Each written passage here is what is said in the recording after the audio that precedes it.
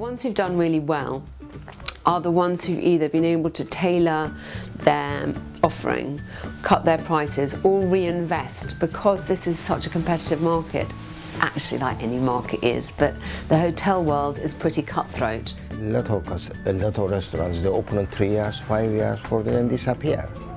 Because sometimes, they start good, and after the quality's gone down, the price gone down, up, of course they're going to disappear. But we are not like that, We just keep the prices, right prices, good quality, good service. Just because you're disabled doesn't mean to say you've got all the good ideas. Number one, start it. Get validation from other people to make sure you're going down the right track. Whether it be, your parents, your family.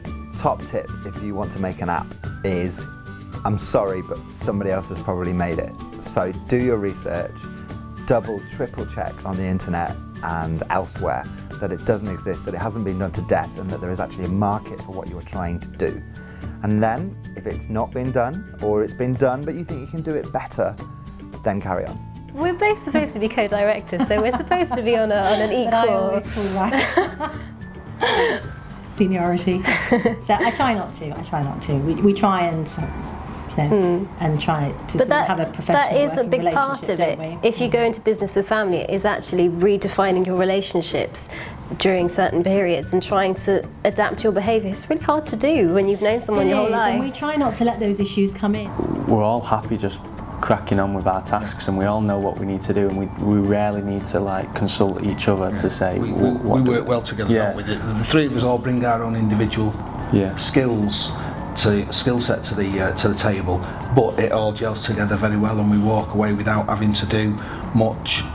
We do have weekly discussions and things like that, but we don't actually have to do much because we all know what's expected of each one of us. I'm learning I need to do is stop and go, okay, so people are buying this, and sales are going up, and the feedback's been really good, and we had a piece of coverage last week, or whatever it is. You kind of need to take a moment to enjoy that. It's taken quite a lot of getting used to, because you end up still putting in, you put in more hours, but actually you can ease up on yourself because you're your own timekeeper.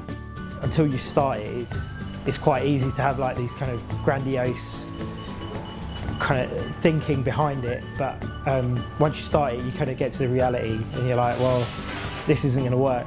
There's not enough people buying this product because of X reason or Y reason, and you'll evolve as a business. The market's changing constantly, and that forces some of the changes that we have to react to. But also there's a wealth of bright ideas out there, but they don't actually mean anything until you get them done. So the most important thing for me to come to work to do is to move forward and get towards these kind of challenges that I have and that I want to fulfill.